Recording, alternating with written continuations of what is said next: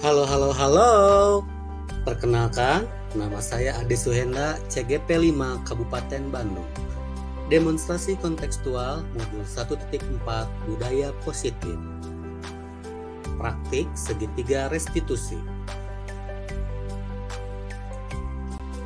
Sebelum berbicara tentang praktik segitiga restitusi, saya akan menjelaskan dahulu tentang disiplin positif dan segitiga restitusi. Disiplin positif merupakan unsur utama dalam konsep budaya positif. Disiplin positif adalah membimbing peserta didik menumbuhkan disiplin diri karena motivasi internal untuk mewujudkan murid yang merdeka.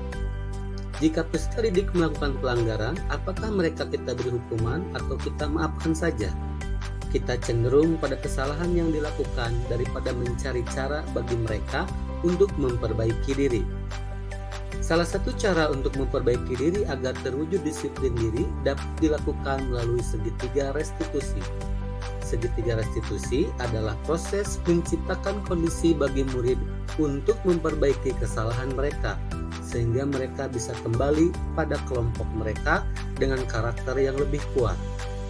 Melalui restitusi, kita dapat membantu murid menjadi lebih memiliki tujuan, disiplin positif, serta memulihkan dirinya setelah berbuat salah. Berikut gambar segitiga restitusi, di mana segitiga restitusi dibagi menjadi 3 tahapan proses, yaitu menstabilkan identitas, validasi tindakan yang salah, dan menanyakan keyakinan. Sekarang kita menuju hasil dari praktik segitiga restitusi. Kasus pertama, peserta didik yang bernama Jaki beberapa hari ini selalu datang terlambat ke sekolah. Ya, kalian sudah siapkan buku literasinya? Sudah. Ya, silakan buka buku literasinya karena kan hari ini hari Selasa. Itu kegiatannya sebelum belajar dimulai dengan membaca literasi. Berapa menit? 10 menit. Silakan baca, lanjutkan membaca buku literasi yang minggu kemarin ya. Silakan baca. Jangan lupa nanti setelah membaca kalian buat rangkumannya ya di buku literasi khusus. Ya, mulai.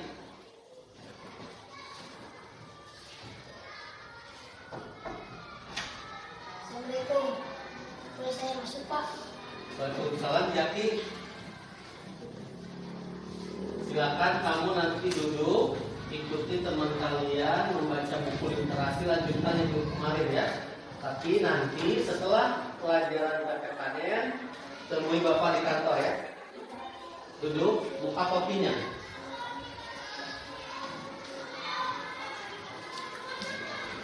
Assalamualaikum.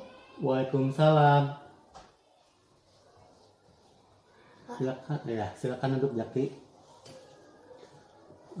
Jaki, kamu tahu kan alasan Bapak memanggil kamu ke sini? Tahu, Pak, tadi saya terlambat datang ke sekolah. Beberapa hari ini Bapak lihat kamu sering terlambat ke sekolah. Tapi di sini Bapak tidak mau fokus pada kesalahanmu. Bapak hanya ingin tahu alasan kamu saja. Ya, Pak. Nah, setiap orang pernah melakukan kesalahan. Ya, jadi kamu bukan satu-satunya orang yang pernah melakukan kesalahan ini. Bapak juga dulu pernah melakukan kesalahan seperti ini. Ya, kita bisa menyelesaikan ini sama-sama. Ya, Pak. Nah, kamu pasti punya alasan kenapa kamu beberapa hari ini sering terlambat ke sekolah. Kalau Bapak boleh tahu apa yang menjadi alasannya? Ibu saya sakit, Pak. Jadi saya harus beres-beres rumah terlebih dahulu dan menyiapkan makanan untuk adik saya. Oke. Bapak ikut berbelasungkawa. Tapi kamu tahu kan keyakinan kelas kita? Ya, Pak. Datang ke sekolah tepat waktu. Nah, kira-kira solusinya apa agar kamu tidak terlambat datang ke sekolah lagi? Saya harus beres-beres rumah lebih pagi agar untuk bisa datang ke sekolah tepat waktu dan membawa ibu saya ke dokter. supaya sehat kembali. Oke, baik. Rencananya kamu membawa ibu kamu pergi ke dokter kapan? Belum tahu Pak, saya dan ibu saya belum punya uang. Nah, baik. Mulai besok kamu mengerjakan pekerjaan rumahnya lebih pagi ya. Ya Pak. Terus nanti pulang sekolah dampingi atau bawa ibumu pergi ke dokter. Ya Pak. Ya. Nah, ini uang adalah sedikit untuk biaya berobatnya. Terus jangan khawatir, uang ini tidak perlu kamu ganti. Bapak itu akan sangat senang bila kamu tidak terlambat lagi datang ke sekolah. Terima kasih Pak, saya akan berusaha agar tidak terlambat datang ke sekolah. Ya, Bapak hargai usaha kamu. Terus sekarang kamu bisa kembali masuk ke kelas ya. Ya Pak, sekali lagi terima kasih. Iya. Kasus kedua, peserta didik yang bernama Zian sering mengganggu teman sebangkunya ketika pembelajaran berlangsung. Ya, kalian perhatikan videonya ya. Pengaruh kondisi geografis terhadap pertumbuhan ekonomi negara-negara di Asia Tenggara. Kegiatan ekonomi suatu masyarakat biasanya dipengaruhi oleh kondisi geografis lingkungan sekitar. Masyarakat biasanya menyesuaikan mata pencaharian dengan alam sekitar. Masyarakat yang tinggal di daerah sumber air seperti danau, sungai. Gian, tadi kamu lihat video belajar tentang apa? Tidak tahu Pak. Makanya Gian jangan mengganggu Christian terus ya. Nanti setelah pelajaran IPS kamu ke ruangan Bapak ya. Silakan yang lain lanjutkan nonton videonya.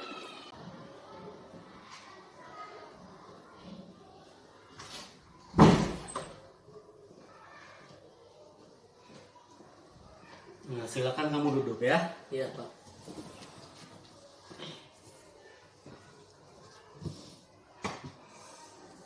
Nah, Jian, kamu tahu kan kenapa Bapak manggil kamu ke ruangan ini? Iya Pak. Tadi saya mau ngaguk Christian ketika pelajaran IPS. Ya, akhir-akhir ini Bapak sering lihat kamu mengganggu Christian. Ya, berbuat salah itu tidak apa-apa. Tidak ada manusia yang sempurna. Bapak juga dulu pernah melakukan kesalahan seperti ini. Dan kita bisa menyelesaikan ini ya. Bapak tidak tertarik mencari siapa yang salah, tetapi Bapak ingin mencari solusi dari masalah ini. Iya Pak. Nah, kamu pasti punya alasan mengapa melakukan hal itu kepada Christian. Tidak Pak. Saya cuma iseng saja habis dia dan yang lain sedang fokus nonton video pembelajaran. Gitu ya. Padahal kamu bisa melakukan yang lebih buruk dari ini ya. Iya Pak. Nah, kamu boleh mempertahankan sikap kamu, tapi kamu harus memiliki sikap yang baru. Iya Pak. Nah, kamu tahu kan apa yang kita percaya sebagai kelas, apa nilai-nilai umum yang telah kita sepakati, apa bayangan kita tentang kelas kita yang ideal, ya. Nah, kamu sendiri mau jadi orang yang seperti apa? Saya mau jadi polisi Pak. Nah, cita-cita kamu sangat bagus, Dian. Dan tidak mungkin seorang polisi nanti mengganggu masyarakat, ya kan? Iya Pak. Nah, kira-kira solusi apa supaya kamu tidak mengganggu Christian lagi? Saya harus fokus dan konsentrasi belajar Pak. Iya, kamu harus fokus belajar, konsentrasi belajar, supaya nanti kamu jadi polisi yang sukses, yang baik ya. Iya Pak.